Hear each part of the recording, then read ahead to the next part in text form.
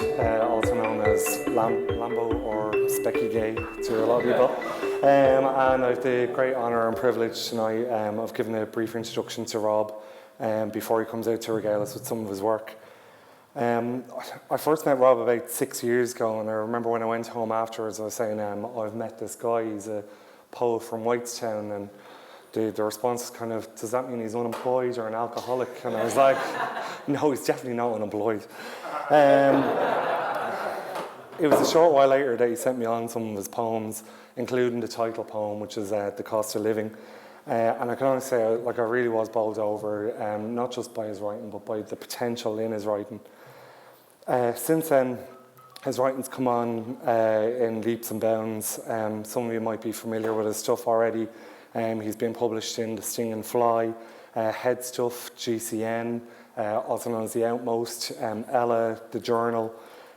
He's a frequent participant in the Merg and Sunflower Poetry Sessions. His play Beds was put on and performed in Driocht, and he won a spot on the Poetry Ireland introductory sessions last year. All of that, and to be honest, I haven't even mentioned his Rear of the Year that he won in 2000, or that he's the undisputed king of the knickknacks in Whitestown. The book that you've just bought or you're about to purchase, and obviously you've seen can get signed as well, is primarily about Rob's life. It's about his parents, Carmel and Brendan, and his family, which includes about 26 people from Whitestown. You'll hear Rob reading some of his poems shortly, and it'll give you a sense of the tone in which they should be read, which is, it really is great, because it's a collection that requires close reading. There's so much imagery in all of his poems that on each read you'll find something that you might have missed the previous time. As a warning though, there are some emotive poems in there, including those about the loss of his father and his childhood friend Sean. They're heartbreaking to read, they really are, but they are surrounded by poems that are really uplifting about days out with the lads and about watching his godson Jackson grow up, as well as his brother Lennon. He looks at Blanchardstown history and Dublin history, looking at the Great Skullwood out in Blanchardstown, and as well as the lives of Brendan Behan and Patrick Kavanagh, who are both heroes of his. Rob's passionate dedication to poetry and writing is inspiring. He's constantly encouraging other people to pick up a pen. Whether you're a new writer or somebody who's been writing for a long time, he's always on hand to kind of offer words of advice and reassurance, kind of encouraging them to get back to it if they haven't done it before, or start if they haven't done it ever. The Rob that most of you know, though, is capable, confident and fluent.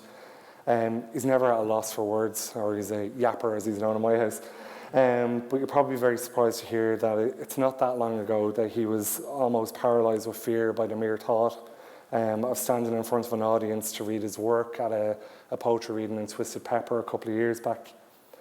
Thankfully for us tonight, he's gone from awkward tongue-tied silence to an eloquent speaker with a story to tell. And by the looks of what he's wearing tonight, he's also a Michael Bublé impersonator in his spare time. On the last day of Pride Month, I'm extremely proud, ladies and gentlemen, to introduce you to Rob Buchanan. Well, how are you doing? Sorry, I didn't get any gargle when I was out there. It's great to see you all. Thank you for coming to the launch of The Cost of Living. And welcome to the Irish Writers' Centre. It's beautiful, isn't it? It's great. This is like the mecca for writers, so I better be careful nobody tries to push me off the roof of it. Some of the greatest writers and talents of our nation have read in this very room. And in the museum there, some of the relics of treasures of, Brendan Behan and Patrick Kavanagh and St. Seamus Heaney, And after all that glamour and style and eloquence and beauty, they let the little bawdy bastard from Blanchardstown crash the party. It's all downhill. But all that said, I am sincerely proud to be able to come here and share my writing, which is a captive audience. I know they said that there was fire escapes, but don't test that. Don't test that. I don't use a script normally, unless I'm on my phone sex chat lines. But yeah, I chose this date today, the 30th of June, for specific reasons. There's an awful lot of resonance. I've seen some fantastic faces out there. It's great. Sorry, I thought I was hallucinating. The 30th of June is a very important date. In 1905, a German patent clerk released the first publication of the theory of general relativity, Mr. Einstein. And then in 1908, a massive comet decimated most of Tunguska in Siberia, or a UFO, depending on how much fluoride you have in your water at home. And then in 1934, on this date, there was a very angry, mustachioed, failed artist who implemented the Night of the Long Knives to eliminate all the other bitches who were talking trash about him. And then today we have the 30th of June, 2016, and we have a pissed up, alcoholic, narcissistic midget wearing a communion outfit trying to sell poems. So it's kind of swings and roundabouts. But the reason I do mention those dates and that kind of history is because there is history. That's Nora's baby. Her name is Ruby, by the way, and she's only acting in. You're okay, don't put her out. Don't put her out, she's grand. She's a good critic. But those themes of, you know, the broader historical content of history and humanity and of arts and science and Guinness and gayness, they're all what the cost of living is about. I have to open this, by the way, because my mouth is very dry. I think, Lambert, we have to talk. You must have been... I wouldn't be shocked, by the way, of me opening this if I was eating a Snickers bar and nobody had sat, and obesity kills more people than alcoholism does anyway. Now, where was I? Yeah, poems. I'm here to read poems tonight. So, the first poem of tonight, because I thought the Whites and lads were all going to leg it out. Can I tell the lads what you were saying on the text? I got some lovely, encouraging, reassuring and gentle mails from the Whitestone lads today, which will kind of show you the tender relationship I have with them. Tom there said, if you fuck this up, it's going to be the Dead Poets Society. And Martin said, I hope my snoring doesn't disturb the poetry. Galge is still learning the English language. Yeah, so to the poems. This first poem, anyway, I've had when you grow up and you're the youngest in a big family by 10 years, you can feel like you're an only child. My sister isn't there, but I had a ready-made band of brothers, you know, and bullies that I grew up with, and I chasing after them like the runt of the litter for the last 30-odd years or so. For a lot of that, I was in an old glass closet, or mainly presses that I was put into by them. This poem is about a bit of an epiphany I had coming back from one of the lads' stags on a train, and it's called 5 O'Clock Shadow, if I can find it. God, you're really getting your money's worth for a tenner here. I just want to say that. It's fantastic. I'd buy 2 of them. Now,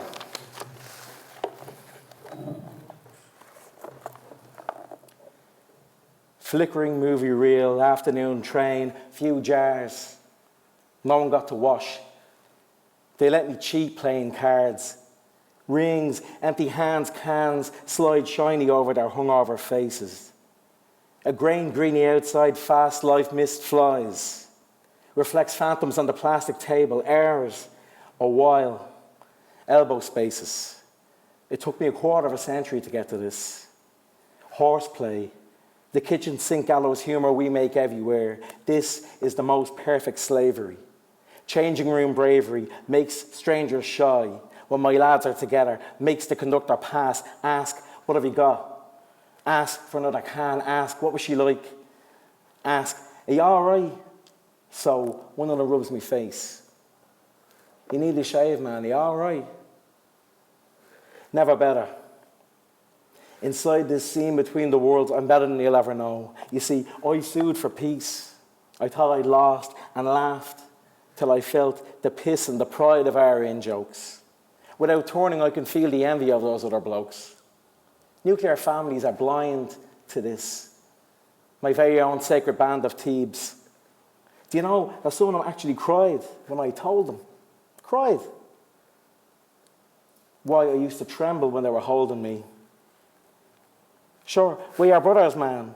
Sure, you're still a prick, though. We're still going to call you a faggot, huh? And I'm blind to how I deserve all this. Hours. Because of a morning when I can't fight anymore, I use those names.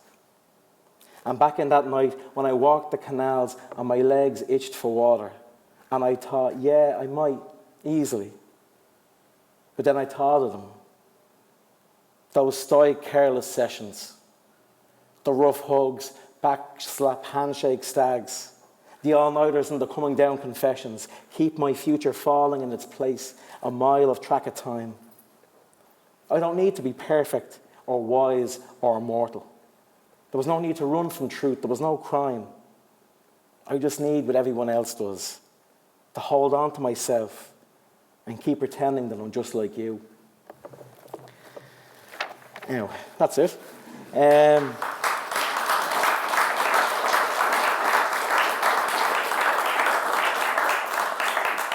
What I did mention in that poem was how many bruises and wet willies I got on that train. Not the kind of wet willies. Lambo. Not the... Poor Lambo gets dragged and everything. Anyway. Ah, yes. Poetry isn't important. Poets aren't important. People are important. And what people say and what people think can be made to last for a long time if you put it into poetry. So when people say to me, who the fuck needs poetry? Well, it depends on whether they've said it before they gave you the tenor or not. I would say we all need poetry, you know? So I'd just like to take this moment to thank the people who helped me bring my poems out. First of all, I'd like to thank Ken and Keith, I don't know if they're here or not, from Marina Press. They're very good. They were great banter, and they were the ones who told me that there's a snake on the back and on the front.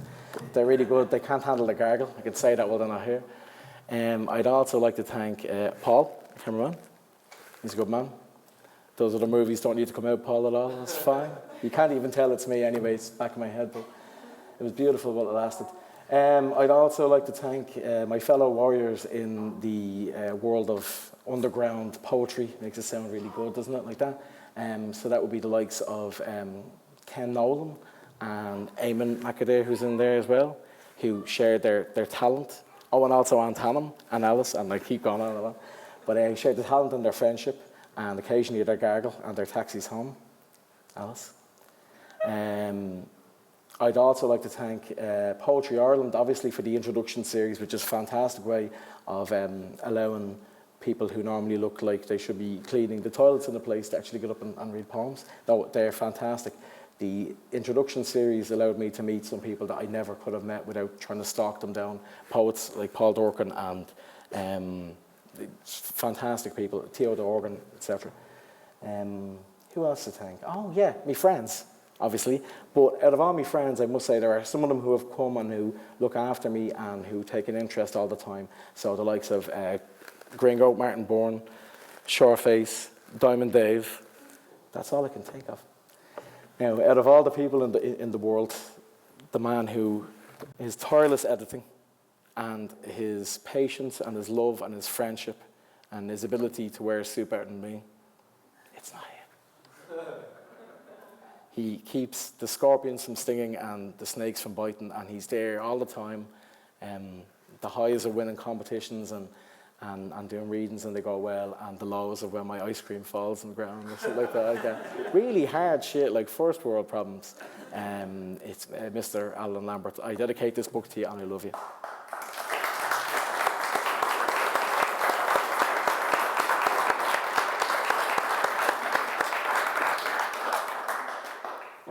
And he got me these cufflinks, which will be on eBay next week.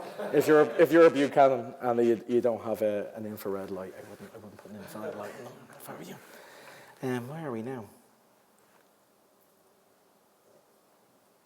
Oh, I think it's another poem time, yeah. This should be good. Now, so this second poem, I don't often do. I don't often read it out loud because it gets me a little bit. I do still have I think it's called a heart. And a wire. It's basically about the last time me and my dad went away together. A few of his mates put a few bob together and they asked him where he wanted to go, and I thought it was a joke when he said Lourdes, because he wasn't that religious. And we went over there, and I learned more probably in that long weekend about, about courage and about fatherhood and about how to smuggle alcohol in a colostomy bag into a restaurant than I ever thought I would learn. It was worth it. This poem is called The Gargoyle of Blanchardstown. There's a cathedral in me, pebble-dashed transept, chipped pixelated mosaics and monuments to my guilt. I feel like I should pray for you inside it as I did for him. Our last trip together, a glib pilgrimage to Lourdes paid for by his lads from working down the pub. Lukewarm Guinness and cocktails of chemotherapy, hands scrubbing together, carbolic prayers, changing colostomy bags and manoeuvring hollow bodies out of wheelchairs. I'd go out on the balcony so he couldn't see me cry. After twice dunking in a holy trough, my boxer shorts were still skin wet, shivering as they held me under. I thought I heard your hoarse voice from underwater. It said, "You can pray for anything." And wart-faced, monosyllabic French carers, dunked broken and obese bodies, careless as sheep dip, ladled scallops of absolving sour scum-coloured wishes over heads like bone-nosed cartoon cannibals. Seeing the hope in your eyes unmade me. I felt my whole body crying and dissolving, and outside I vomited a clotted wellspring of stout at a statue's feet by a wall of sleeping crutches. I'm pushing you back to the hotel. Stopped on the hill to see if you needed the bathroom. Your smuggler's wink.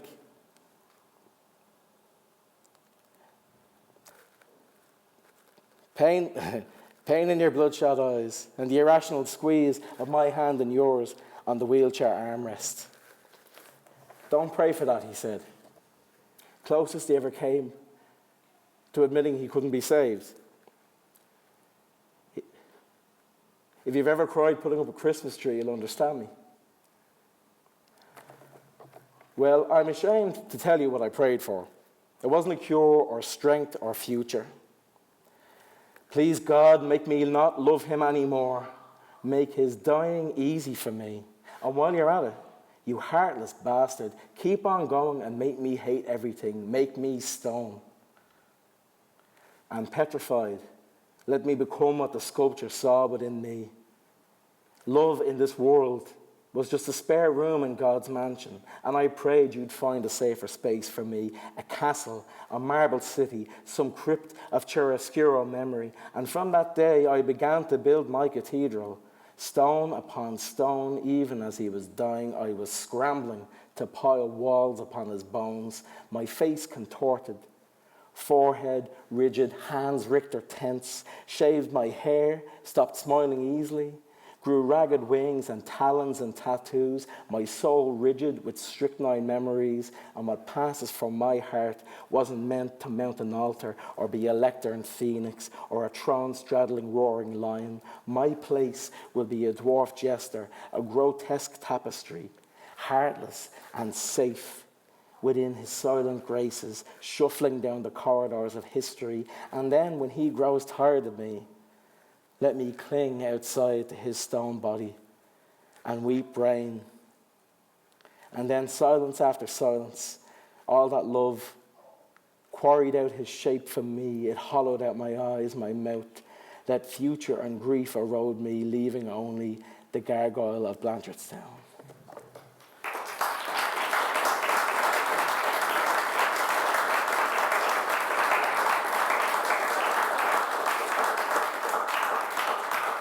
I never liked it, but that paycheck was fucking bomb, you know? There you go. It was nice not being the only bald person in the house. Where was I now?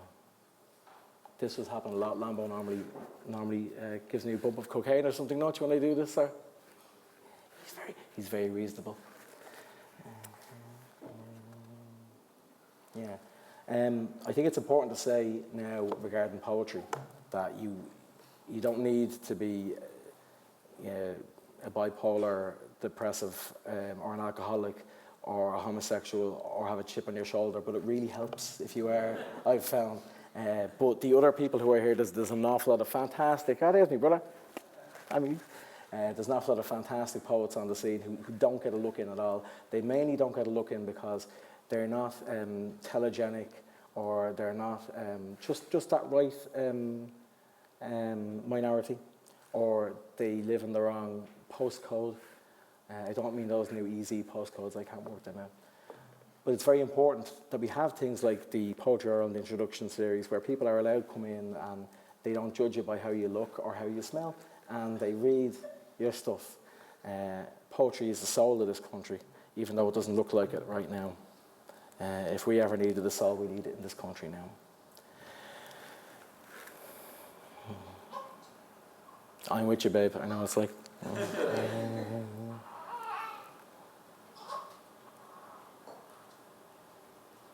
I think we're ready for another poem. Oh, no, I know what it was. Yeah, I have a really big claim I'm supposed to announce. I'm not pregnant.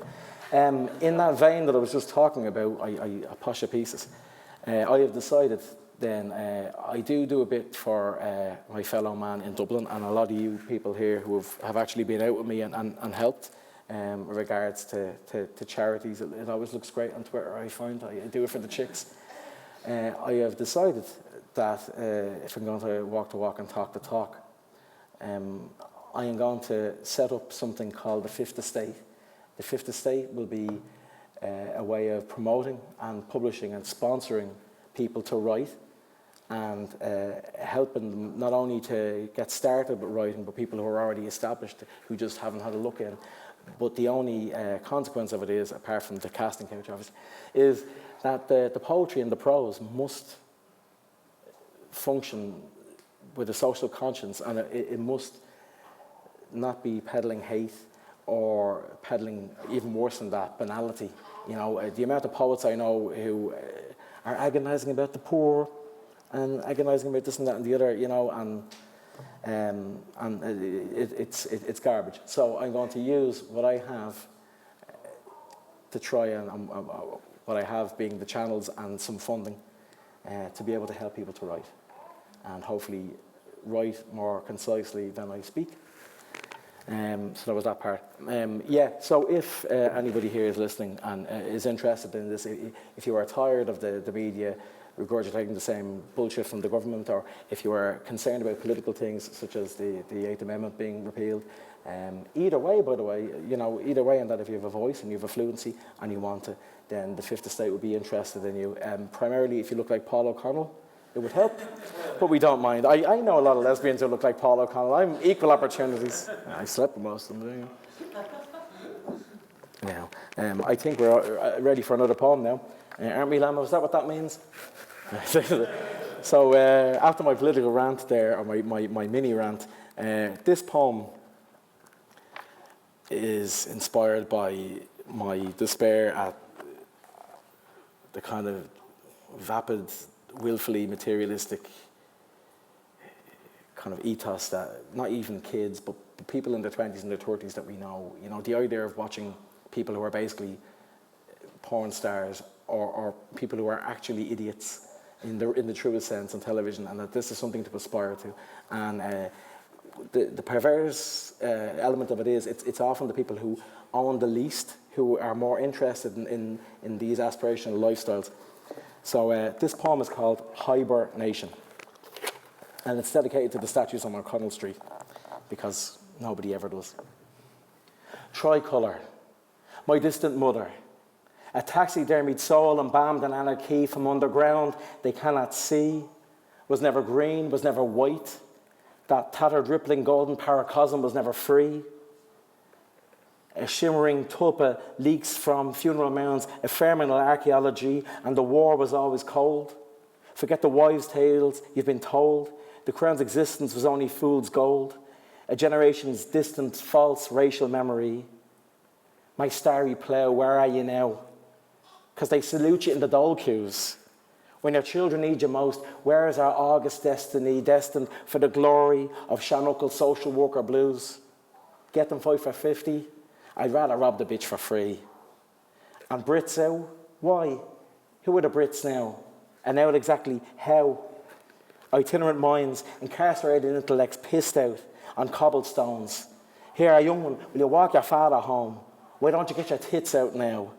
The ignorant rowdy muse of broken homes, black eyes, credit union loans, and coked up noses stuck in smartphones, hanging up, banging up, in the garden of remembrance. Household names, less than eternal flames, generational shames in the reflecting pool. Instead of broken spears, we've empty cans, syringes instead of reverence. They light the monuments to future wars on that naked flame. Homegrown, father unknown. Irish sluts compete with hard-working Polish whores. Infanticidal sow, hound of Cullen, bullock coolie, are you fucking happy now? With your history's unattended baggage, inside your second gaff in Bulgaria, outside your midlife crisis miscarriage? And it's hid like clerical sex abuse. Finishing secondary school, so what's the use?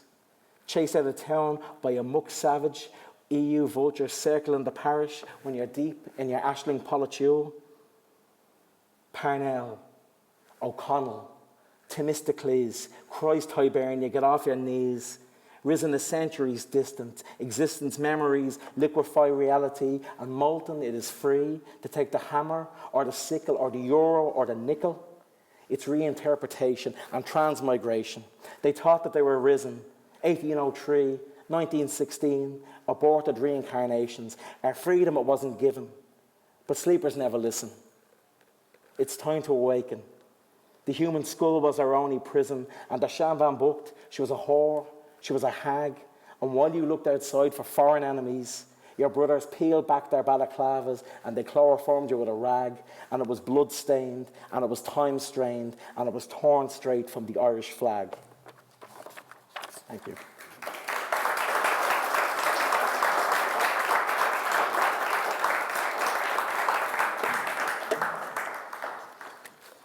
And that's why I'm not allowed to go back to the Labour conference. Yeah, all poetry is biographical. If people tell you it isn't, then they're talking out of their hole, or they're not drunk enough to be honest. If you're writing something that you don't feel, you don't understand, or that isn't real to you, then you're writing fiction, you're not writing poetry. Some people would say I don't even write poetry very well, but most of those people are here tonight, I think, Tommy. No, one of my greatest critics, Trevor Shore, he says, Rob, you're a little girl trapped in a little girl's body. And I always thought that was great, from the father of my godchildren. But I think people should write biographically in any way. Now, you can write biographically about something that happened 400 years ago, or you can write biographically about being a giraffe, if you're writing properly, because there should be a lens for what you're seeing. There shouldn't be pretense, there shouldn't be people trying to write to make... Apparently poems rhyme as well. I never would have guessed. So I think before I completely step off my... If I haven't stepped off already. How many have I inflicted on you? Oh, yeah. I was wondering where I was getting at this. So this is one of the poems that you might be thinking, yeah, he probably wasn't really alive 30 million years ago. I know Lambert looks at. This poem is about... It's from the third section of the cost of living. The cost of living is in 3 sections. And the first part is called landmarks, and it's about places and people and things and shit. And the middle part is called public displays of affection, and it's more about relationships and love and loss and romance and the kind of the lies and the passion that we swap with each other, and we pretend that it's something that it's not. And the third part is called the cost of living, and it's about death, and it's about trying to imagine what the beginning of life was like before we were born, and what it's like after. I'm a pandeist, which means I believe pandas are the source of all life. I mean, one of my beliefs is that God doesn't exist anymore, but that the universe and people are all sacred in their own way. Bob, I have you on this. So it's an attempt to kind of look at the sacred in the profane and to try and find that. So this poem, anyway, if I ever get it out. It was inspired by a very old kind of Gnostic idea that somewhere in the world, the tree that your coffin will be made from is growing. And it might seem like a morbid thing, but I think it's kind of very comforting. They could probably make me a bonsai, but I don't. Anyway. Somewhere now it stands, maybe snowboard burden or snow laden. Decades witness to a yawning valley, a yawning valley, a lunar vacuum afternoon, my potter's field, my tree. Horsenut, chestnut, gale sucked, likely graffitied, wind rent, half rotten. Invisible it finds me. Sometime soon it will be beneath the carpenter's hand, a little boat of fire, a stubborn sapling thing, shallow roots boring blind, its voiceless branches catch light, sift breath, speak to me, bush of fire, as Dante's slate held by its exploration, be my guide. Karmic pollution burning calls to me, stranger, I am your boat. This wanton self is horny pissed, this beautiful disease distressed that blossoms in those dark rooms ever hiding from itself. Here waits Whitman and Kavanagh, the patron saints of loneliness. Here waits the crucified snake and the dreaming ape. Here enemies embrace and recognize tormentors wear their Saviour's drunken face. We laugh at Providence here. We are outside time, lover. As the universe shrinks to a dogwood box, here waits the throne, backstage on life for costume changes. We are maimed by daytime's definition in this dark neighborhood, drugged by the syntax of necessity, the rubbish and the false creation. Believe in me, distant messenger, you are the message. These are your first and only thoughts. So lightless, I dress naked and promise I will blow apart your secret, even as I forget it. This rota fortuna is what I prayed for, and I enter the next scene. My mind uncoupled and fading, and somewhere between the burning between stars, the thieves of men are praying to be unmade in such fires by such dark waters. And I answer their prayers. Who else? I whisper yes once more to the shadow's rough breath, and being the many flesh, I turn and I meet myself. That was pretty high when reading that anyway. That's that.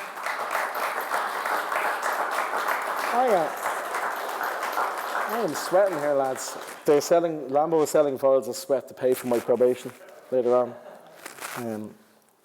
Oh God, even I don't want to touch this book after I've touched it. Would you like this one, Ziggy? I know you would. So anyway, before I get too drunk, anyway, before I leave off, I will tell you all, thank you very much for coming. I was delighted. If you walk away from here and you think about poetry even once, it'd be a great thing. It'd be better if you walked away with 5 books, because my man needs a kitchen extension.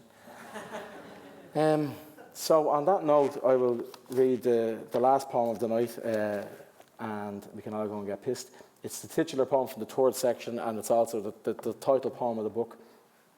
It's about growing up and being a kid and looking at the news and looking at different things happening and realising, oh fuck, I'm bent, I'm stupid, I live in a country where I'll probably be 50% okay then, and seeing less fortunate people, seeing people turn homicidal, seeing people turn suicidal, and seeing people who couldn't spell either of those words. It's called The Cost of Living. Get what it is. Sponsored by Carlsberg. They don't fucking do poetry, but if they did, it wouldn't be me. The cost of living. And the hand that feeds, and so the other saw, always far too quick to bend the knee, the throne is why I really cannot swim. Growing up with those lads was an arms race. Safety in numbers, overlapping territories, Venn diagrams, signs of a struggle and expansionist tendencies. Minus adult altruism. I was just a hatchling cuckoo pushing not to be good, but good enough. Niatani. Did you see the scrap lads? And 2 of them mimed out, shadow boxing hunter-gatherers, and I believe, oh, I know, that everything would be okay if only I was Damien Dempsey or Christy Dignam, if I was the tomboy, if I could hide it better, if I was the hand that feeds, but you could always tell just by looking at me. Always thought I'd grow out of it. I carry their souvenirs with me like maps into their world, like birthmarks and side effects. So how far would I have to run to be what he expects? They'd feel it if I changed. Sneaking around bars and parks and worse. Detected like a creeping, sleeping sleep talker underfoot. Quantum entangled, our little crew alone together in this world must surely feel each bite and suck and kiss, crocodile tear. I swear that everyone would love me if only I was Paul O'Connell or Conor McGregor, the hard man. Let them see me this once, the throne, this cuckoo, alone at night, still not alone. Reached under my sheets for something when the lock snaps, the mold budding and fossilized to stop the wish I wasn't living. The speckled cuckoo egg ossified was not the perfect match. There's more to deception than a lie, just close enough to perhaps survive. Authority figures that I raised up to abbreviate my personality. Did you see the news, lads? A couple of faggots met on the internet a few hours before. The eager greed of jagged-handed suicide notes taped to a dashboard, holding cyanotic hands with the sincerity of a fake orgasm, with angel lust. Or the rapist. You could tell by looking at him. The means of reproduction. He wasn't like us, some sexual Luddite, but you could tell just by looking at her, the victim. Panic attacks. Never leaving home again after dark. Or that schizoid, broken, fat homo behind his phone, dipping in and out of soap opera lives. Sinking perpendicular, a crowd pleaser, and truth be told, secondary school bully Mickey teaser. Why he'd acquiesced like a mammy's boy. Some of us stuck, fly on sugar cube, fly on honey. Or that indiscreet homosexual left to choke on his own blood in Fairview Park. Innocence buried alive, too loud for little street's extended family. His mark in the long grass was a negative mold, a cursed spot that's still cold. He saw them what everybody knows, the throne. Just by looking at him, what they all could see. Just by looking at her. Just by looking at me. There is no empty land. And when we play at the Halifax Gibbet or the blank in the firing squad, the pagan prayers hurled with bodies from minarets aimed at a foreign god, I'm reaching now down to you lads, my Whitestown and my rotting families I'll never meet, down and back beneath those same sheets. I feel their souls are standing a million deep behind me. Their shrouds are pages. They are so loud that medication can't drown them out. In nightmares, their gaunt faces are leading and pacing and screaming the cost. They are drawing life-size maps across my flesh and reminding me continuously that you are still here living with me as boys in no man's land. Thank you very much.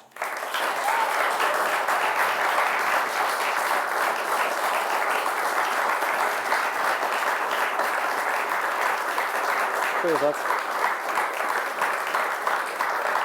And now we have a future President of the United States, Mr. Donald Trump. Or maybe not. Oh, you know. Cheers, lads. Thank you very much. Now, there's free gargle. Drink it all before Lambert does. I was delighted to be able to hold all these hostages here for... can we interview some of these lads here? Ask them what they're thinking. They're going to kill me. These are my mates. It was great to be able to finally get out and inflict my poetry on so many people. And it was a good night. And we're all going to go and get pissed like poets are supposed to do. So thank you very much.